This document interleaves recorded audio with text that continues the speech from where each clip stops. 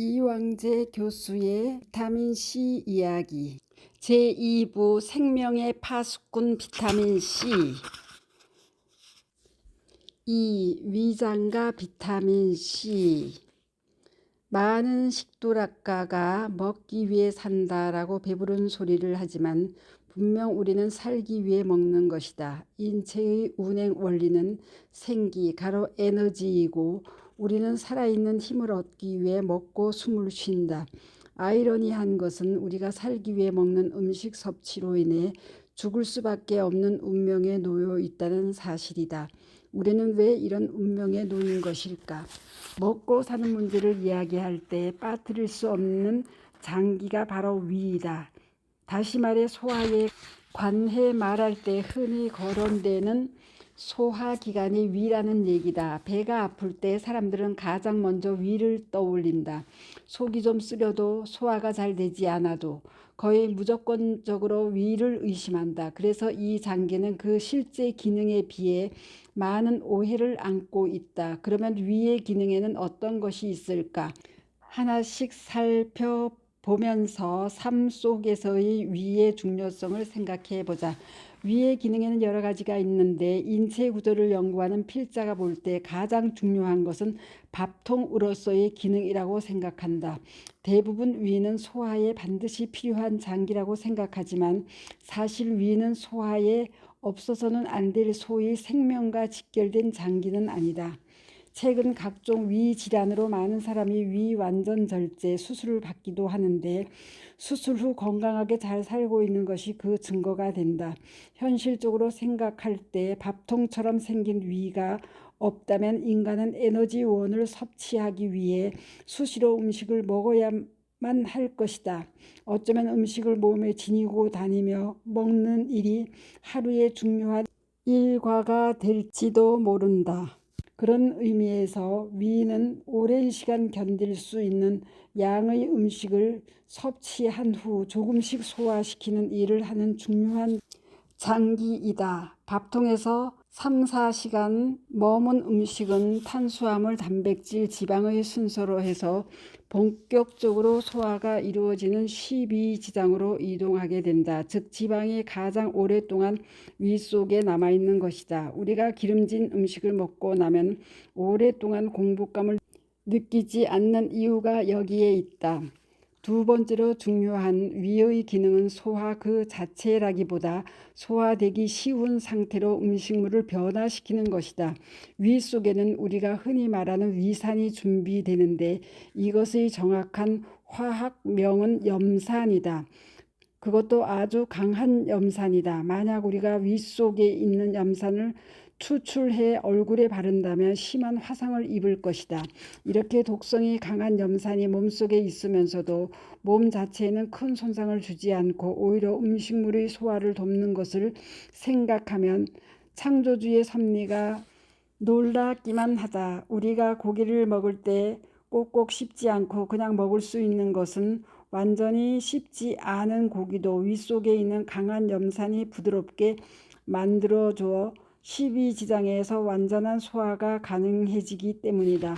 셋째로 중요한 위의 기능은 소독 기능이다. 음식물에 묻어 들어간 대부분의 병균을 위 속의 염산이 무력화한다. 우리가 항상 멸균한 음식이나 청결하게 조리한 음식만 먹는 것은 아니다. 그럼에도 큰 탈이 나지 않는 이유는 대부분의 경우 위 속의 강한 산에 의해 병균들이 무력화되기 때문이다. 반대로 한여름에 어린이들이 찬 것을 많이 먹고 배탈이 나는 이유는 위 속의 염산이 묽게 희석되어 소독력을 잃을 뿐 아니라 위 속의 혈관이 심하게 수축되어 병균에 대항할 수 있는 혈구 세포의 공급을 충분히 해주지 못하기 때문이다. 네 번째 기능은 많은 사람이 흔히 생각하고 있는 소화와 흡수 기능이다. 단백질의 경우 펩신이라는 강력한 단백질 분해 효소가 일반 단백질을 분해하지만 단백질 모두를 소화시키는 것은 아니다.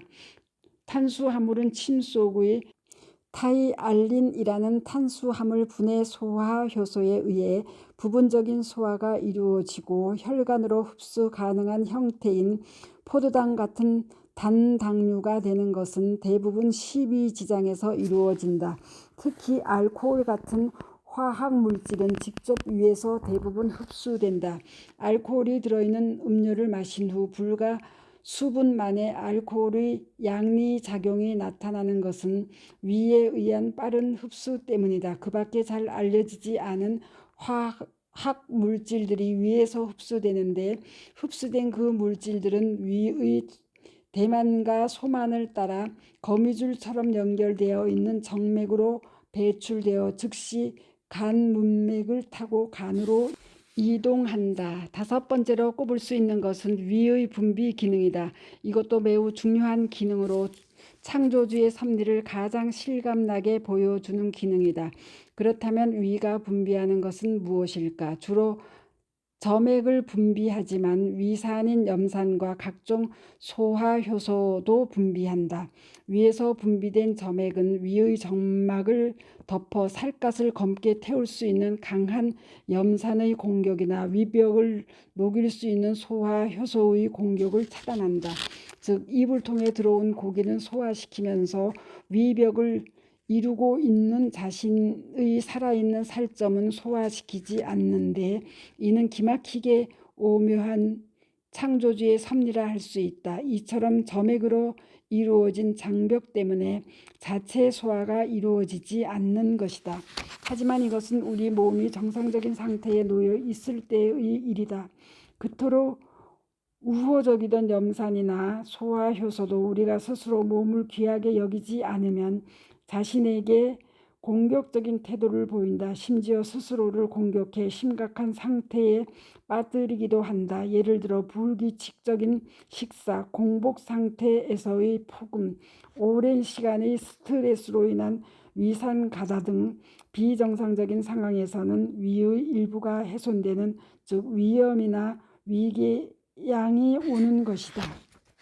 이러한 구조와 기능을 가진 위 속에서 어쩔 수 없이 나이트로스아민 가로 뒤에 자세히 설명이라는 발암물질이 생긴다면 그 물질로부터 공격을 차단하기 위해 규칙적인 음식물 섭취와 함께 비타민C를 복용해야 한다.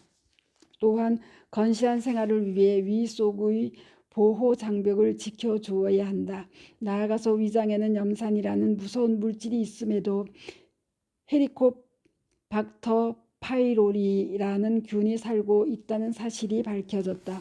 더 중요한 것은 그 균이 위장의 건강을 망가뜨리고 있다는 점이다. 위의 염증을 일으킬 뿐 아니라 궤양의 원인이기도 하고 심지어는 확실하게 특정 종류의 위암을 발생시키기도 한다. 불행하게도 한국인의 경우 70에서 90%가 이 균에 감염되어 있다고 하니 위장병 왕국이 안 될 수가 없는 것이다. 불행 중 다행인 것은 많은 의학자들의 연구 결과에 의하면 비타민C만으로도 이 세균의 병원성을 부분적으로나마 차단할 수 있다는 것이다. 굳이 항생제를 복용하지 않더라도 이 균의 병원성을 차단할 수 있으니 비타민C 다량 복용이야말로 한국인 위장병 치료를 위한 친환경적 대책이라 이야기하지 않을 수 없다. 나이트로스아민과 비타민C. 우리는 음식을 맛에 의해서 이것저것 먹게 되는데 소화기관의 시작이라고 말할 수 있는 위에서는 소화 과정을 거쳐 이 음식물을 질서정연하게 흡수한다. 소화가 되는 과정 중에서 질소를 함유하고 있는 단백질의 소화 과정을 보면 단백질의 구성 성분인 아미노산으로 분해되어야 비로소 흡수가 일어난다. 이 과정에서 아미노기를 가진 화합물이 질소 화합물과 결합하면 지금까지의 연구 결과에 의하면 우리 몸에서 암을 유발하는 것으로 알려진 소위 발암물질의 하나인 나이트로스아민이 합성된다는 사실이 밝혀졌다. 그런데 안타까운 것은 이 발암물질의 원료가 되는 두 물질 가로 아미노화합물과 질소화합물 가로 이 우리가 흔히 먹는 음식물 속에 다량 들어 있다는 것이다. 가만히 우리의 주위를 둘러보자. 분명히 먹고 사는 형편들이 눈에 띄게 좋아져서 맛있고 영양가 있는 음식을 먹으며 살고 있음에도 암 환자는 점점 늘어나고 병은 점점 많아지고 있음을 느끼지 않을 수 없다. 무슨 원인일까?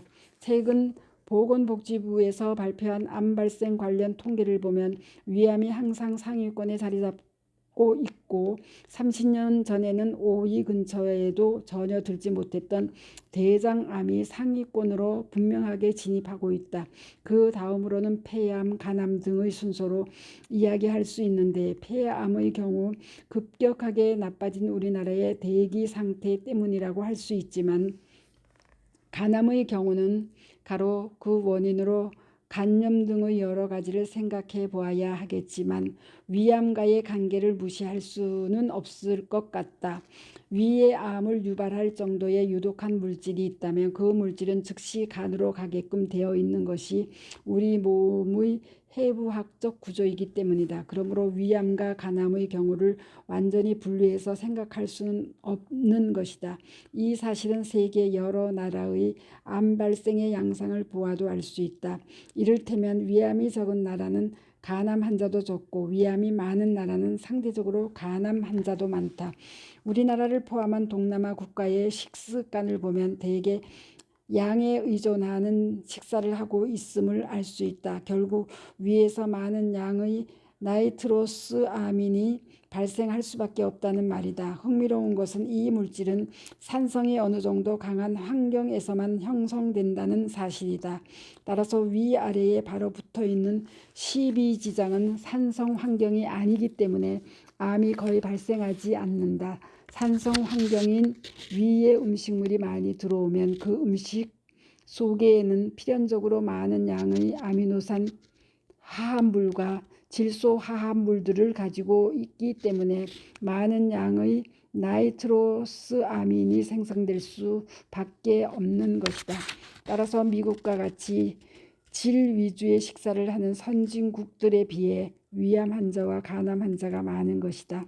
간암의 경우 우리나라는 많은 사람이 간염에 걸렸거나 보균자의 상태로 있기 때문에 그 발생 빈도가 높다고 설명되지만 더욱 위에서 만들어진 나이트로스 아민과 같은 독성의 발암물질이 직접 간으로 유입되기 때문에 더욱 간암에 걸리기 쉽다고 볼 수 있다.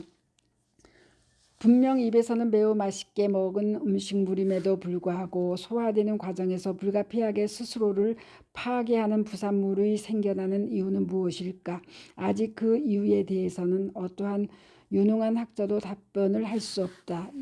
이 시점에서 우리는 살기 위해서 먹고 사는 한 피할 길 없는 이러한 체내의 재난을 어떻게 피할 것인가 하는 의문이 들 것이다. 가장 간단한 답변은 먹지 않으면 된다는 것이다. 그러나 거듭 이야기하거니와 먹는 일은 생명 현상의 근원이 되는 일이다. 또한 먹는 즐거움을 우리의 삶 속에서 어떻게 무시하고 살 수 있겠는가. 그러나 매우 다행인 것은 우리가 물을 먹을 때 소화되는 과정 중에 위에서 발생하는 나이트로스 아민의 생성을 비타민 C가 막아줄 수 있다는 사실이다. 즉 우리가 흔히 먹는 음식물과 함께 많은 양의 비타민 C를 섞어 주었을 때 생성되는 나이트로스 아민의 양이 현저하게 줄어든다는 것이다. 결론적으로 식사할 때 비타민 C를 복용하라는 것이다. 식사 후 30분보다는 식사 중간에 복용하는 것이 위장 건강을 위해 가장 바람직한 복용 방법임을 거듭 강조하고 싶다.